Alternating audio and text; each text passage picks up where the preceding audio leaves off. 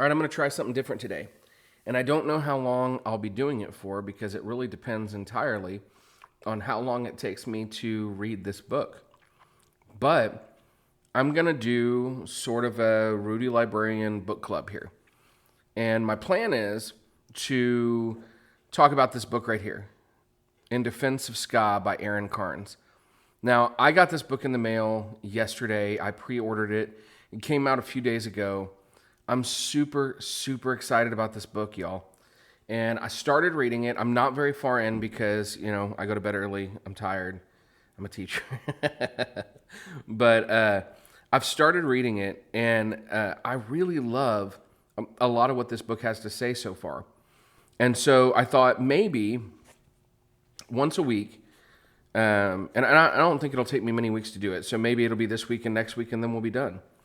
I would get on here and talk a little bit about what I'm getting from the book, trying not to give out too many spoilers, although it's not really the kind of book that you can spoil, but just kind of talking about what is in here that I'm loving. So I'm gonna start with the very first thing, which the very first thing in this book is the foreword by Jeff Rosenstock, and the very first thing he talks about is this idea of gatekeeping, of people who decided that ska was bad and decided to stand up about how bad ska was, when in reality, ska is something that has impacted and positively changed a ton of lives.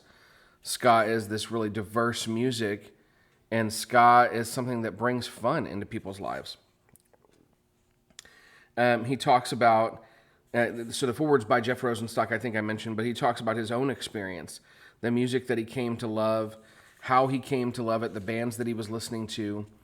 And that's one of the things that I think really sets the tone for the book, because a lot of this book is going to be Carnes really talking about his experience with ska and how he came to love it and the bands that he was in and traveled with and saw and sort of their takes on things.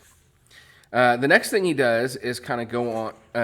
So then Carnes picks up with a section called First Things First. And in that, he talks about how he gets frustrated by the way ska is represented in the media, like it's always a joke, like it's always somebody's shame.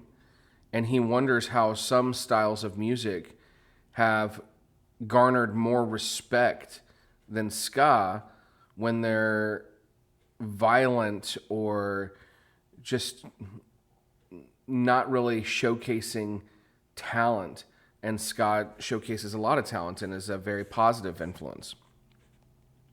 So that's just a page or two. Then there's a page or two here where he gives a very brief history of ska. And you've probably at this point, as ska has been kind of coming into the scene, if you've watched any videos about it, you've probably heard. But he talks about how, ska sort of grew out of an amalgamation of a number of different styles of music, including, American jazz and R&B and Jamaican mento. And how ska later gave birth to rocksteady and reggae. And talked about two-tone ska and then kind of led into the third wave. And then we get into this section called Checkered Past. And Checkered Past, that's the section I'm in now. So like I said, I'm not very far into the book, just a dozen pages or so into the book. But what Checkered Past deals with is it deals with the idea that it kind of starts out with this story. And this is talked about in the Stereo Gum article that came out either yesterday or the day before. But it kind of talks about this story where Brandon Flowers, who is the lead singer of the Killers, sort of wanted to embarrass the lead singer of the Bravery. And in so doing, he called out the fact that he used to be in a ska band. And so Checkered Past goes into how there's actually a ton of musicians and bands that are well loved and acclaimed where those band members came out of ska bands in the past.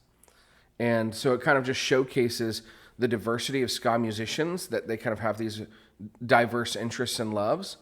But it also showcases the idea that there are, more ska members out there than you know. So it shouldn't be anyone's shame. And he kind of starts going into that some. He talks about how Oscar Isaac, on a number of occasions has been outed as having been in a couple of ska bands. Now, he doesn't seem to think much of Oscar Isaac's ska bands, but I will say the video clips that I've seen of Oscar Isaac's bands, specifically I can't remember. It kind of talks about two of his ska bands. Let's see if I can catch it real quick. I'm not remembering the name of it.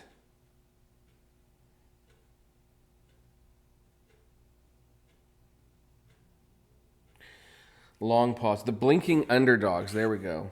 The Blinking Underdogs. I thought the Blinking Underdogs were good from the video clips I've seen of them. But this is definitely someone with a lot of passion. I can tell from reading the book that I'm not going to agree with all of Aaron's perceptions of things. But I'll probably what I would say is this. I think that I'm going to, and this is an early, estimation from not getting very far into the book yet. I think that I'm going to like and respect probably more bands than he does, and maybe not more bands because he knows more bands than me, but a lot of bands that he is maybe not as fond of, and that's going to come from us coming from kind of different places as far as our background in music. My connection to ska was through the Christian ska scene, and it was connected to pop punk and the music that I grew up in, the 90s and early 2000s with. And he comes from more of a underground DIY scene, and certainly I find that a lot of people from that scene are a little bit more picky about what bands they think are good than maybe I am. And maybe that means I'm not a good music critic. I mean, he writes music criticism for a living. But what we can agree on is that we both love ska. There are a lot of bands that we love.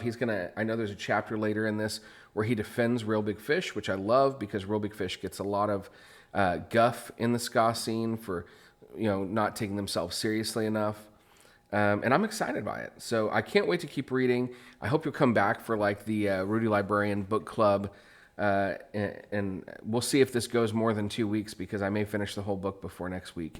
And Aaron, if you're listening to this, I'm really enjoying your book so far. Really thankful that you put it out, and I can't wait to finish reading it.